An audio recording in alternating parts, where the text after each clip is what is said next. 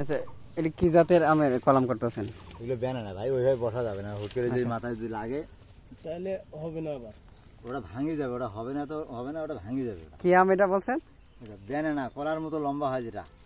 ওই যে লম্বা, হ্যাঁ লম্বা যেটা একবার banana। পাকা থাকে যায়। হ্যাঁ, হ্যাঁ।